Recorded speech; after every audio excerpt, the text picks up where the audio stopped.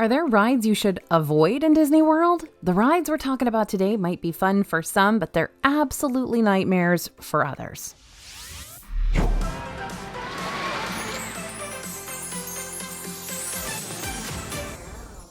Hey everybody, it's AJ for Disney Food Blog. Disney World has dozens upon dozens of rides, and one of those is bound to be your favorite of the bunch. But when it comes to the rides we're talking about today, you might feel the exact opposite and either A, declare it as a one and done for you, or B, decide to avoid it altogether, just to play it safe. While everyone's going to have a different opinion when it comes to which Disney World rides are the best to worst of the bunch, we're breaking up the Disney World rides into different categories today to show you which ones are the worst for maybe you.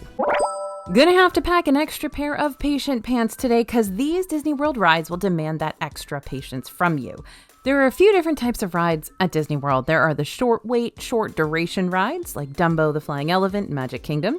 There are the short wait, long duration rides like Living with the Land in Epcot. There are the long wait, long duration rides like Flight of Passage in Animal Kingdom. And then there are those long wait, short rides, which kind of grinds our gears a little bit.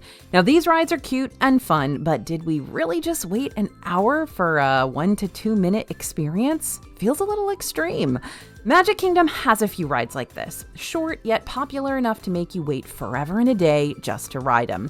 This includes stuff like Peter Pan's Flight in Fantasyland, Seven Dwarfs Mine Train also in Fantasyland, and probably the biggest offender, Tron Light Cycle Run in Tomorrowland.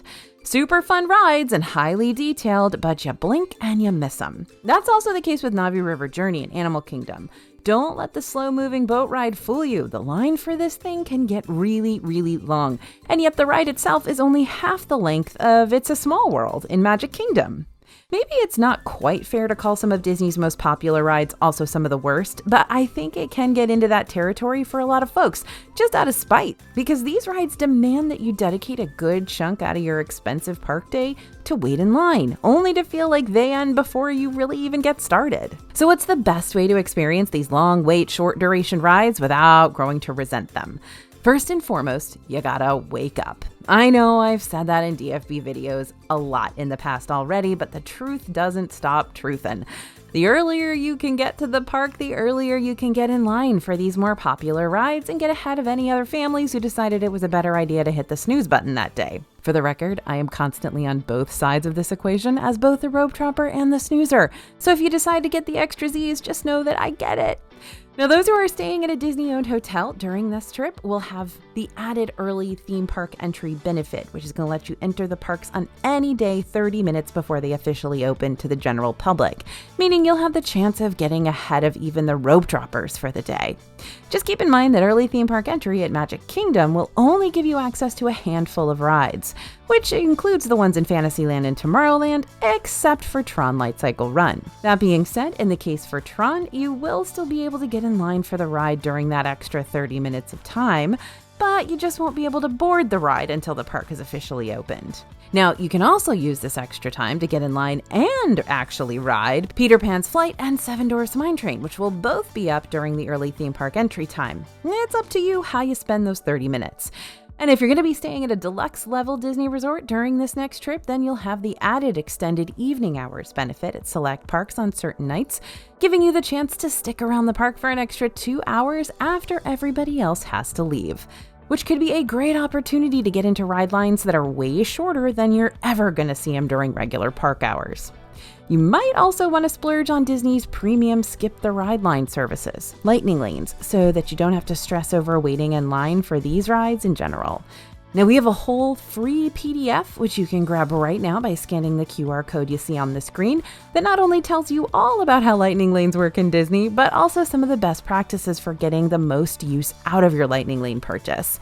It's really, really handy. Now, if you're watching today's video on your phone and you can't really do any QR code scanning at the moment, you can also tap on the link in the video's description for disneyfoodblog.com/multipass and get it that way too. If you want to purchase multipass lightning lanes, which will give you a variety of lightning lanes to choose from for the day, that can be one of the best ways to skip over ride lines like Peter Pan's Flight and Navi River Journey.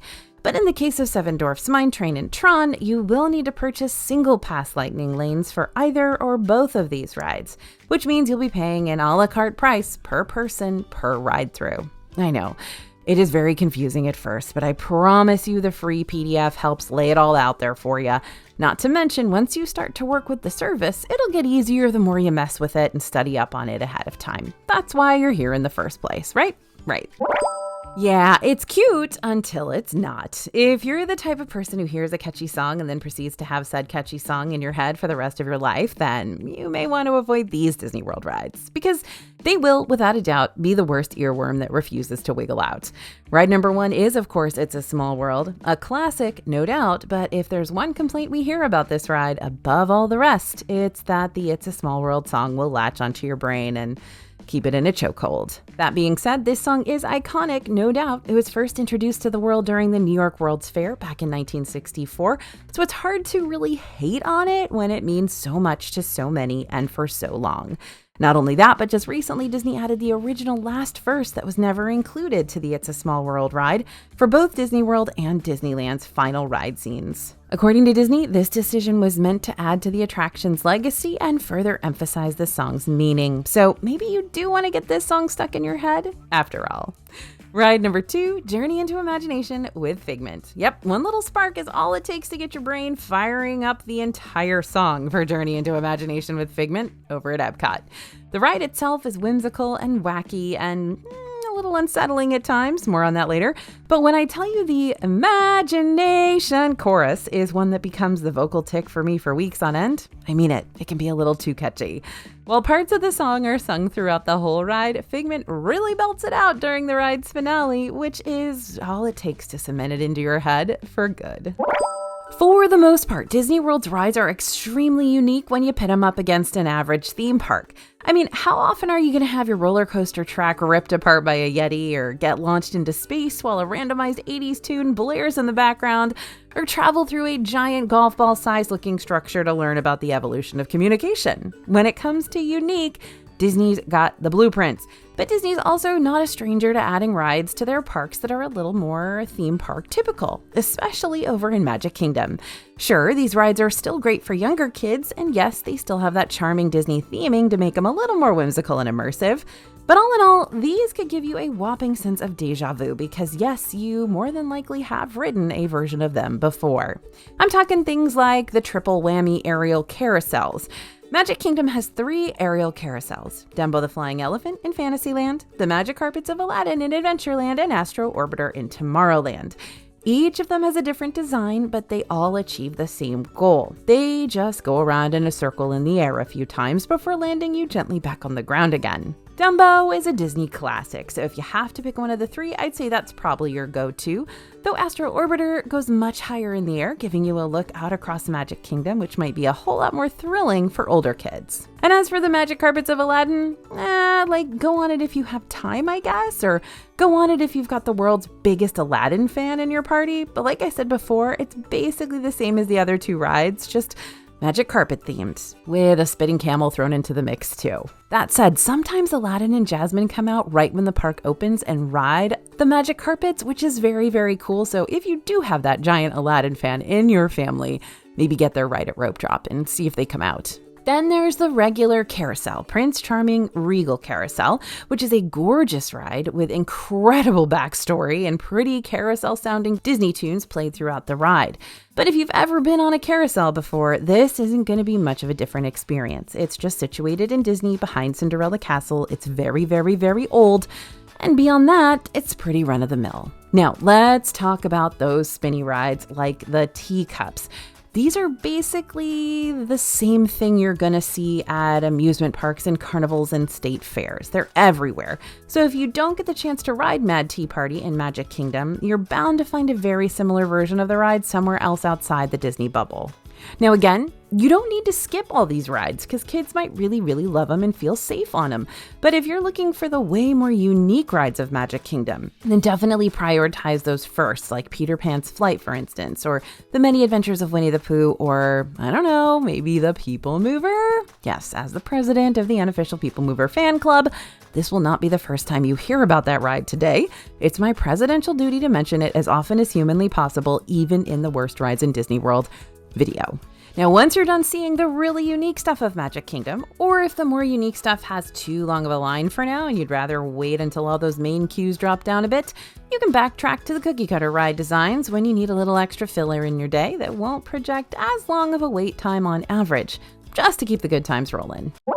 So I understand that my favorite rides at Disney World are going to be other folks' worst rides at Disney World, and I can see where some of y'all are coming from with this. When you get in line for a theme park ride, you might be thinking thrills and not necessarily a slow-moving tram that teaches you about things like history and agriculture. These rides can come off to some as being less impressive and maybe a little boring. But I, for one, love them. I love Disney's chill rides, and I'd quite frankly choose to ride them back to back instead of some of the thrill rides. But that just goes to show you different strokes for different folks, right? So what are Disney's slowest edutainment rides that can be quite controversial depending on what you believe determines if a ride is good or not?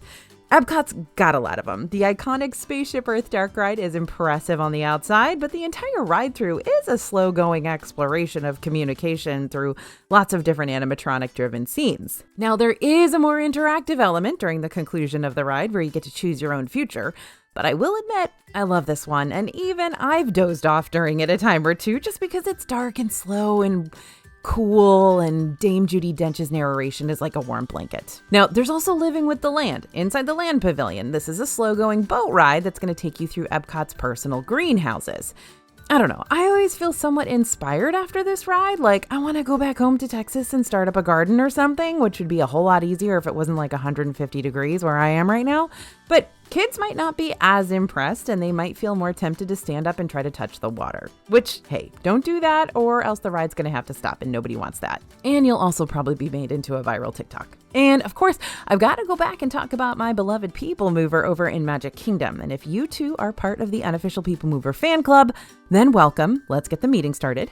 People Mover is another slow-going tram that takes you above Tomorrowland and even shows you a sneak peek of the Epcot models during its early years of development. I love this one so much, but is it the most thrilling ride in Tomorrowland? Not even close, which means there's a good chance it'll be overshadowed by other rides like Space Mountain and Tron for you. But that's okay.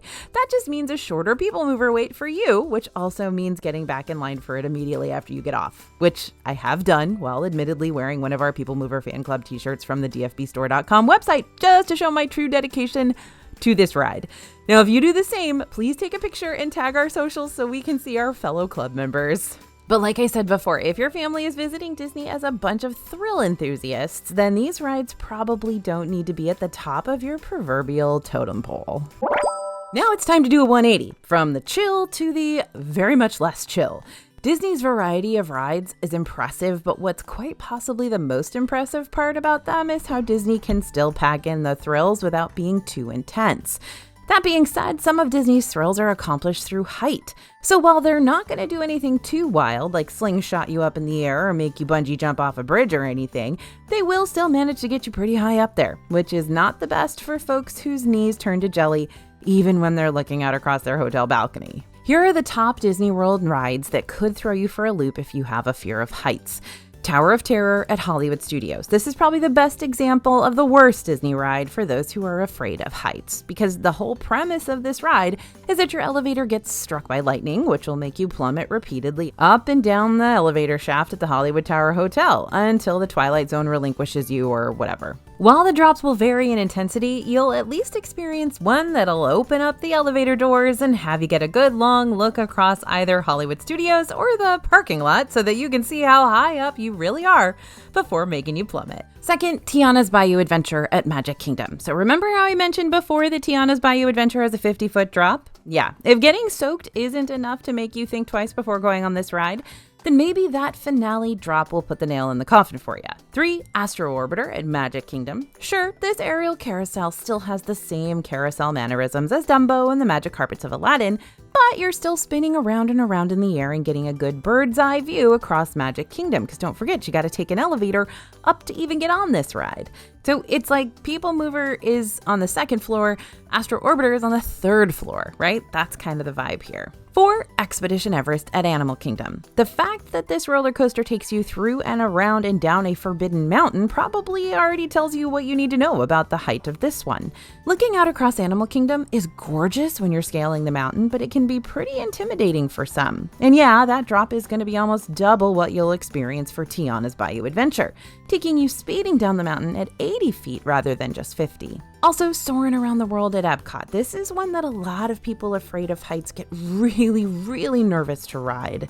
And I'm going to throw Flight of Passage from Animal Kingdom into this category too, because Soarin' and Flight of Passage have a similar flight simulator setup. The difference is Flight of Passage, if you don't really know what's happening, you don't realize that you're kind of in a situation like you are with Soarin', where you're sort of high up in the air. And it all depends on which theater you're in.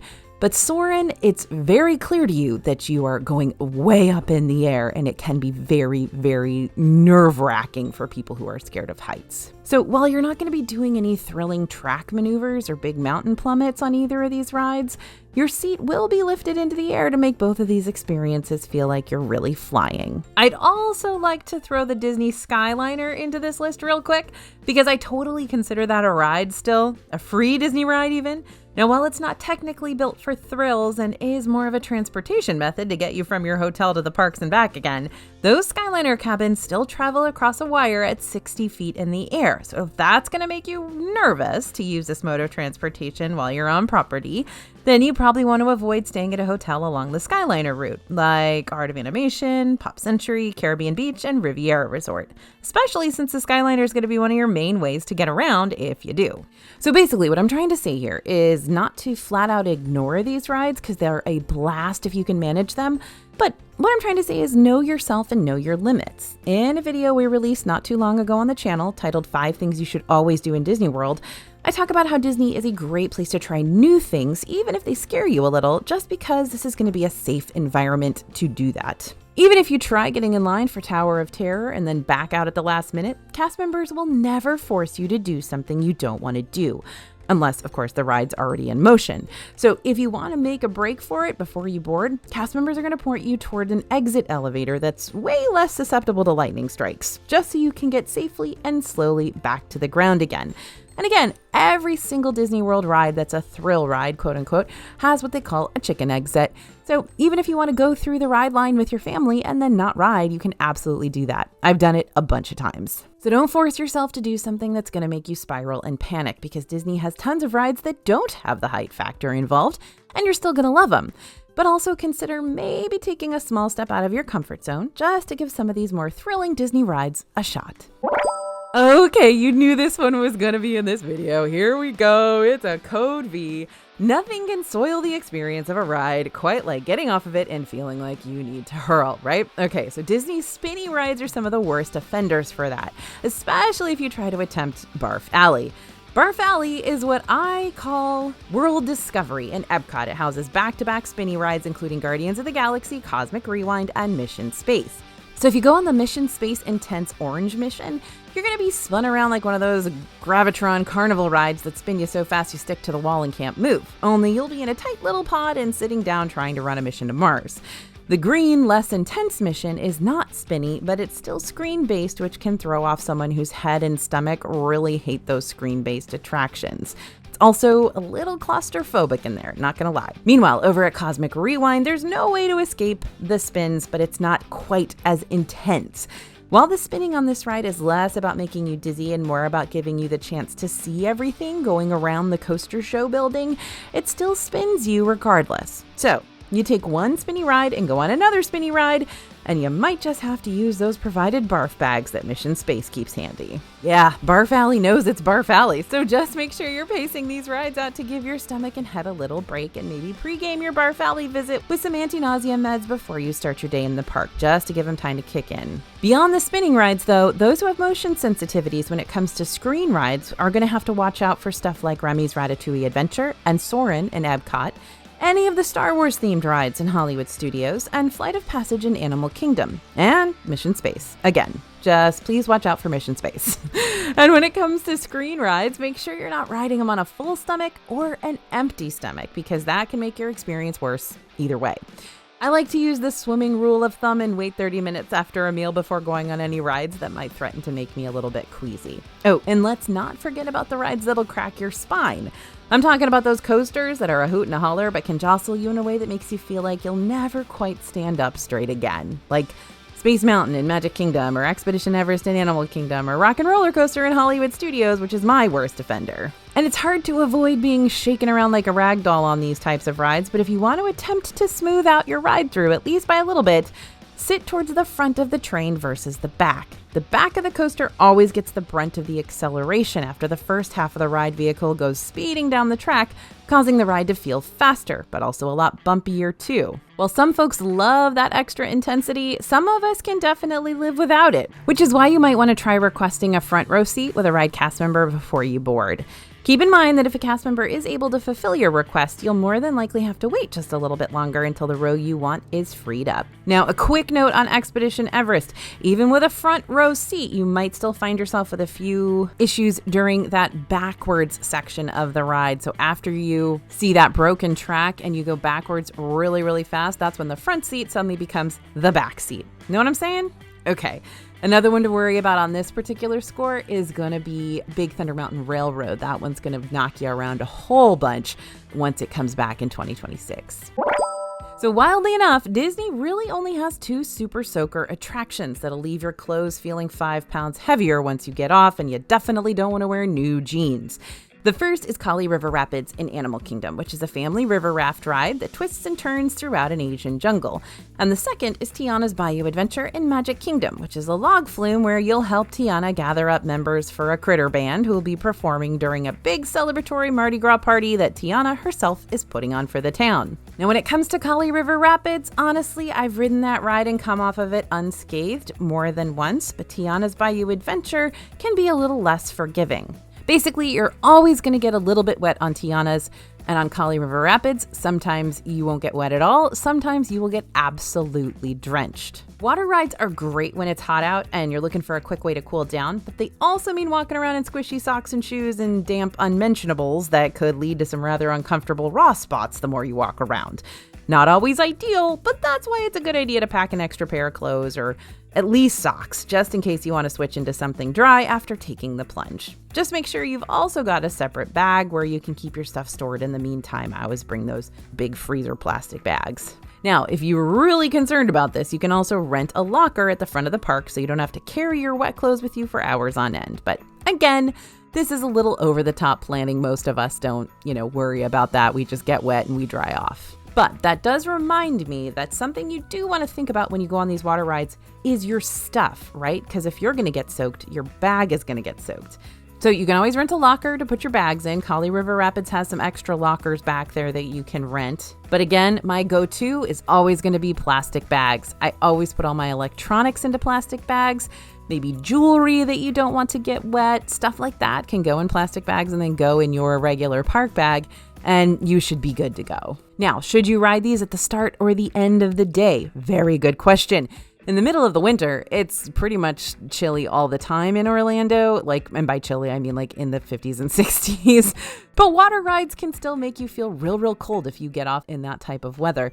So my advice is to ride these attractions at the start of the day so that you end up drying off by the time you're going, to an air-conditioned restaurant where you might freeze to death if you're still wet.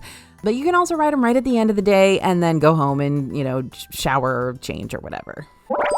Automataophobia. Noun, the fear of animatronics, robots, or other humanoid figures that give you the uncanny valley vibes. If you have this, then, you really need to watch out for what rides you board at Disney World because Disney's all about their animatronic figures. In fact, it's probably easier to list out what Disney rides don't have animatronics. But instead, I'll show you which Disney World rides feature the most lifelike looking human animatronics, and then you can make your best judgment from there. In Epcot, Spaceship Earth takes the cake with its over 60 animatronics playing out scenes across history. In Magic Kingdom, the animatronic scene goes hard. You've got Pirates of the Caribbean, it's got 125. Haunted Mansion claims to have 999 happy haunts, but a lot of them are invisible, so you can see about 100 during the ride. And of course, Carousel of Progress, which once more with feeling, you might not consider to be a ride, but it moves and stars an audio animatronic family, so it at least deserves a shout out. Hall of Presidents in Magic Kingdom and the American Adventure in Epcot also probably deserve a couple of shout outs too, since their shows also star a cast of animatronics. Meanwhile, Hollywood Studios' most lifelike looking animatronics are over in Galaxy's Edge, especially throughout Rise of the Resistance. There aren't many human animatronics featured during the ride, though the ones that are featured are incredibly impressive. But when you're in the queue, one of the rooms does lead you into that massive Stormtrooper area. Not all of those Stormtroopers are animatronics, but some of them are, which can be kind of freaky if you were posing in front of them, thinking that they're static, and suddenly one moves. Finally, there's Animal Kingdom, which, to be fair, is more about their real-life animals rather than their humanish animatronic marvels, at least for now, that is. We'll see what happens when the new Pueblo Esperanza area is created later on. But you can find one of the most lifelike-looking animatronics on property during Navi River Journey, through the singing shaman that straight up probably has a soul living inside her. Currently, I'd say the most unsettling animatronics in Animal Kingdom are less human and more dino-driven, thanks to the thrilling Dinosaur Dark Ride over in Dinoland USA. Now, that ride only has until the end of the year to give time travelers one last chance to climb aboard the Time Rover and travel into the prehistoric era, since the whole Dinoland area will be closing down to make way for Pueblo Esperanza, slated to open in 2027. So, if you want to see these dinos before they go extinct, now's your chance. So, I am a SuperSensor. I was a SuperSensor kid growing up, hated fireworks. They were too loud. Just hated loud noises in general, could never sleep through a thunderstorm, you understand. I just really had a hard time with Disney attractions that got a little too personal when it came to loud, sudden sounds or bursts of air in my face or anything that made the experience jarring. As an adult, I still am this way, so if you're in the same boat as me, or if you've got some kids in your group who are gonna hate if an attraction or ride pelts them with sudden loud sounds or bursts of air or another unexpected immersive element, here are the rides you need to watch out for and maybe warn your kid about ahead of time just so they know what to expect. So Journey into Imagination with Figment. This is one of the biggest SuperSensor offenders for me. Journey into Imagination is all about exploring the different senses. By the way, this is an Epcot.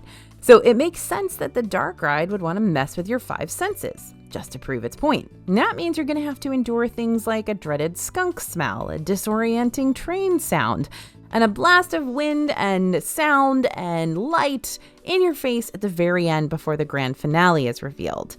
Then there's that Nigel Channing face on the moon, which is offensive as is. It doesn't do anything to you, but it exists, and that's enough. Okay, also in Epcot, Remy's Ratatouille Adventure. Much like Figment, this dark ride is made for all ages, so don't be afraid that you're about to do something extra intense or anything. Just be aware that your group will be chased around by Chef Skinner, who gives you a baby jump scare, and then you'll be popped by a little champagne cork. Not really, it's just a puff of air from the impact that blows past ya. Next is Frozen Ever After. Now, if you think this ride is strictly a dark ride, then you might be surprised when a little bit of the thrill factor starts to happen right after Elsa sings her famous Let It Go number. While there's no high-speed thrills during this one, your boat will go backwards on the track during the ride, and you'll experience a little drop at the end. Right after Marshmallow the Ice Monster blasts you with a big puff of wintry air, aka a cranked-up fog machine. Disney and Pixar Short Film Fest. Now this might not be a ride, but this Epcot experience is still a 4D show that features built-in hydraulics under the seats that'll move your chair and spray you with water or air during the show. Mickey's PhilharMagic, that's another 4D show to keep on your radar. While this 4D performance is a lot of fun and not nearly as invasive as the former It's Tough to Be a Bug show in Animal Kingdom used to be, you should still expect effects like water sprays and air puffs during the performance. And there's another champagne cork pop, so Disney's popping champagne all over the place. In Haunted Mansion, it's not a jump scare ride, but there are elements that might be a little more frightening for kids than others, including the little ghouls that pop up from behind the tombstones during the graveyard scene. And the pre-show stretching room can also be really intense for younger folks, or for those who get stressed out by flashing lights and, honestly, heavy themes. So if you'd rather bypass the stretching room altogether, just let a cast member know and they can direct you back to the regular line again. Now, Magic Carpets of Aladdin isn't intense by any means, but like I mentioned earlier, camels do try to spit at you, so you have been warned.